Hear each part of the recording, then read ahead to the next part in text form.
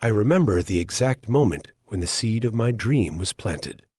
I was 7 years old, standing in our small living room, watching a documentary about mountain climbers summiting Everest. My father, noticing my wide-eyed wonder, put his calloused hand on my shoulder and said, "Remember, Kai, the most important mountains we climb are the ones inside us." I didn't understand what he meant then. All I knew was that I wanted to touch the sky someday. By 16, the childhood fascination had grown into an obsession. While other teenagers in our small town were planning for college or taking over family businesses, I was saving every dollar from my after-school job for climbing gear. My room was plastered with posters of famous peaks K2, Annapurna, Kilimanjaro, but Denali called to me most.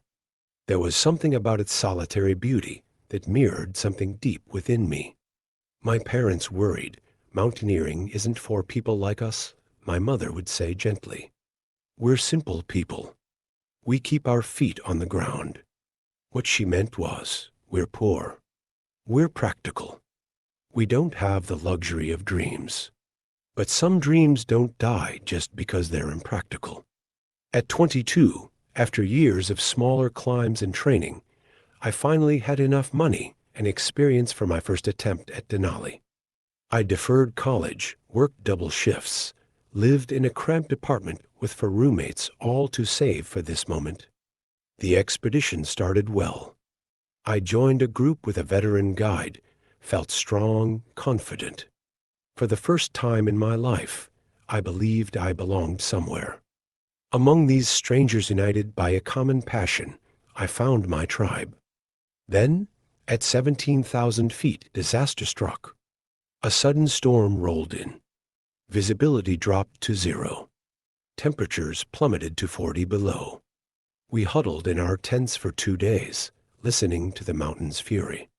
When we finally emerged, everything had changed. 2 members of our team were suffering from severe frostbite. Our guide made the call. We were turning back. I begged to continue, pleaded, but his decision was final. The descent was a blur of shame and disappointment. Back in town, I couldn't even look at the mountain. Each glimpse of its peak through the clouds felt like a personal accusation. You weren't good enough. You never will be. Depression is a strange thing. It doesn't announce itself with drama. It seeps in slowly, like water finding cracks in a foundation. I returned home defeated, took a job at the local factory, stopped training. My climbing gear gathered dust in the corner of my rented room.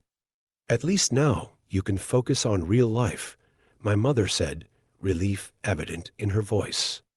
But what is real life when you've abandoned the one thing that made you feel alive? Years passed. I worked, slept, existed. Occasionally, I would catch a documentary about mountains or flip through an old climbing magazine, feeling a phantom pain like an amputee might feel in a missing limb. On my 30th birthday, I received a package. Inside was a weathered copy of Annapurna by Maurice Herzog and a note from my father. The mountain is still there. That night, I read the book cover to cover, something awakening inside me with each page. By morning, I knew what I had to do. Starting over was harder than beginning.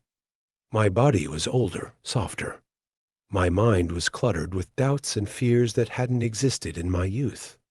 But beneath all that, the core of me, the true me, still yearned for the mountain. I began slowly, running before dawn.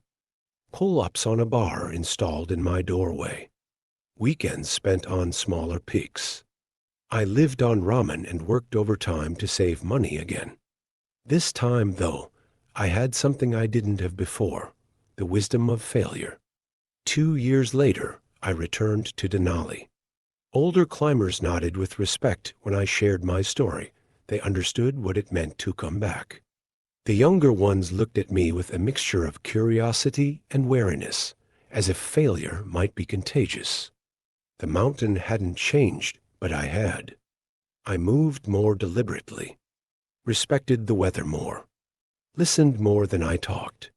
When we reached 17,000 feet, the point of my previous failure, I paused to look around. The same stunning beauty, the same thin air, the same treacherous slopes. But this time, I wasn't the same person facing them. I'd like to say the rest of the climb was easy. It wasn't. We lost 2 days to weather again. One team member had to turn back with altitude sickness. My old knee injury flared up, sending shards of pain with each step. But on the 7th day, we reached the summit. Standing on top of Denali, I felt nothing like I'd expected. No elation, no triumph, just a profound, quiet certainty that I was exactly where I was meant to be. The world sprawled beneath me, vast, beautiful, indifferent to my tiny human struggle to reach this point. I thought about the years wasted in that valley of doubt and regret, about the younger me who'd given up, about my father's note that had brought me back. And I realized the summit wasn't the achievement. The real achievement was finding the courage to start climbing again after falling. As I stood there, taking in the view that had haunted my dreams for so long, I understood what my father meant all those years ago. The mountain within me, my fears, doubts, the voice that said, "You can't," that was the true summit I had conquered. That was 15 years ago. I've climbed many mountains since then, some physical, some personal. I've faced cancer, lost my father, found love, started a small mountaineering school for underprivileged youth.